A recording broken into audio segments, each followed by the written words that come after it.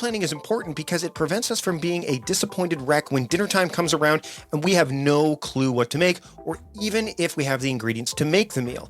It's a time and a money saver, but most importantly, it frees up valuable brain space. Creating a meal plan prepares us for the week to come and gives us peace of mind that we're organized and can feed ourselves and our family. That's why I do it, and that's why Plan to Eat helps me do it. Your subscription includes access to the Plan to Eat website and fully featured mobile apps on iOS and Android. And Plan to Eat gives you the tools to clip and organize recipes from any website, the ones your family loves and that fit your dietary preferences and needs.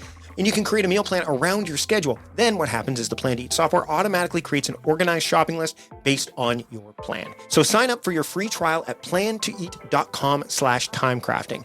That's plantoeat.com/timecrafting. The coupon will be automatically applied to your account and can be used when you're ready to subscribe. It's valid for new customers only. Give Plan to Eat a try today. Welcome to the Productivityist Podcast. I'm your host, Mike Vardy, and on this episode of the podcast, I'm going to revisit a special kind of episode that I did for Patreon supporters when I was doing Patreon.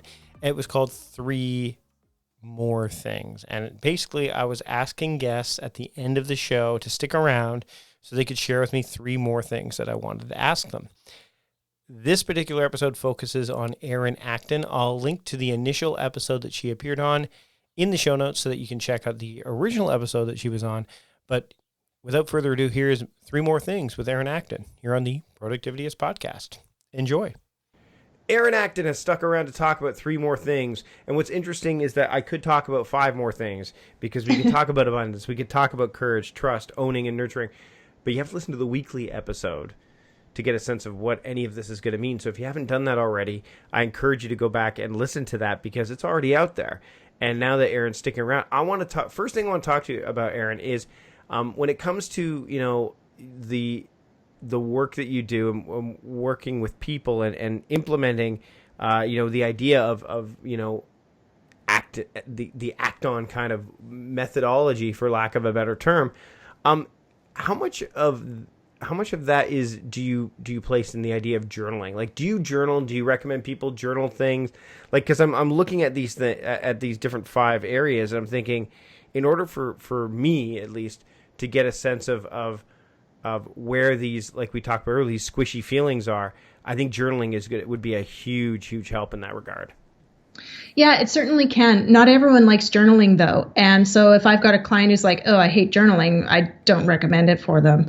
If I've got a client who loves journaling, I do. If I've got a client who is open to the idea, I say, hey, give it a try and let's see what comes out of that for you. We really take, I, and working in partnership with my clients, take a let's see what evidence comes forward, as in, okay, we're going to work on this area. Now what comes about as a result of that, and really tracking the patterns that emerge, because those patterns are them. That's their core, and usually points to one of the areas that they need to lean into more than, say, others. There's usually one that stands out most for most people that I work with. Okay, so now I want to dive into maybe out of the 5 elements that we talked about: abundance, courage, trust, owning, and nurturing. Which is the one? Nurturing is probably one you need to nurture the most. So let's not go there, because I think that's or is it? Am I or incorrect? Is it? Oh, I'm curious, Mike. Might that be an area that you would nurture more? I don't know. Or is it? Which of these is the one that you find, by and large, and again, I know you customize things for different people that you work with, that you find is the one that you have to, that people struggle with or they find the most challenging of the 5, or are they so for lack of a term balanced, or do they work so much in harmony that that's not really something that you can kind of judge? Well, well, yes and no, as in, yes, it is unique for each person, and yet there are themes. And at least vocally, what people are telling me, not just my clients, but what I hear based on, running that women's networking group, I find that courage usually is the biggest one, because a lot of people hold back sharing either what they want to share, or they are worried about becoming, like, it takes courage to take action, except taking action builds courage. It's an interesting kind of cycle. But to get courage, all you have to do is take that deep breath and put out there what you're worried about putting out there, and you might be surprised at what comes back to you. So I would say like courage that.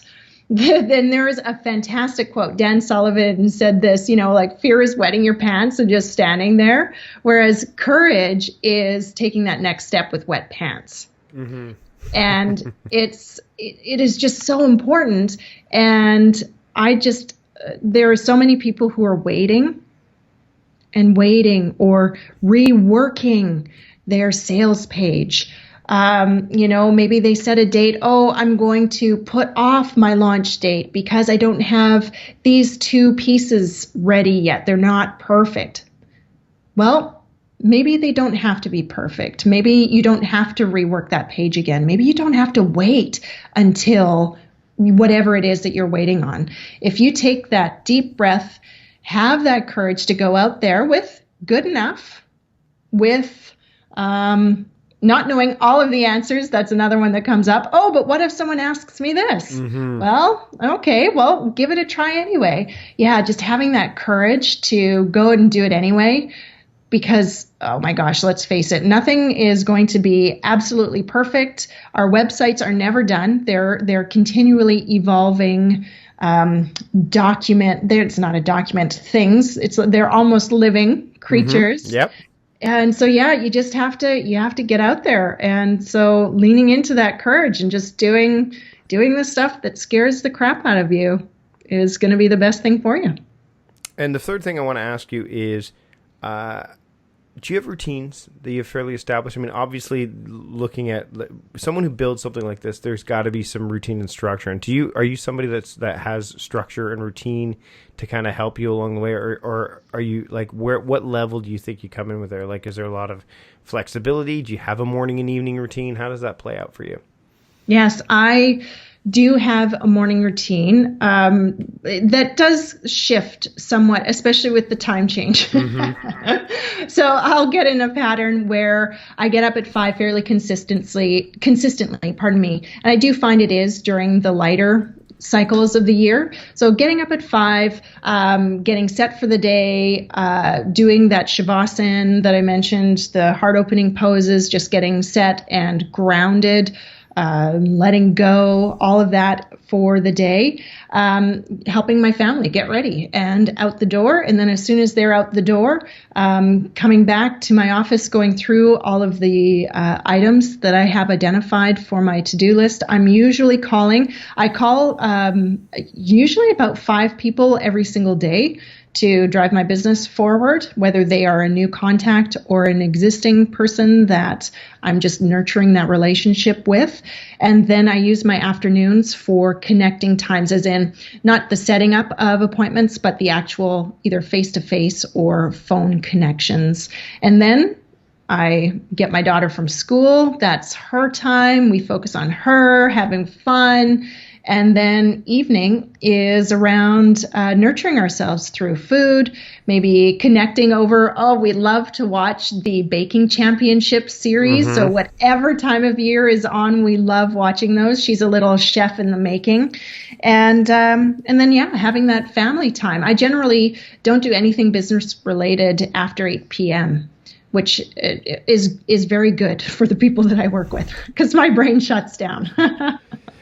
Erin, this has been great. A little bit more insights into your work. Again, go back and listen to the weekly episode to get like the full spectrum of things, or as much of the spectrum as we can offer. And of course, all of Erin's links and the assessment that she offered is in the weekly episode as well. Erin, thanks for sticking around to talk about 3 more things.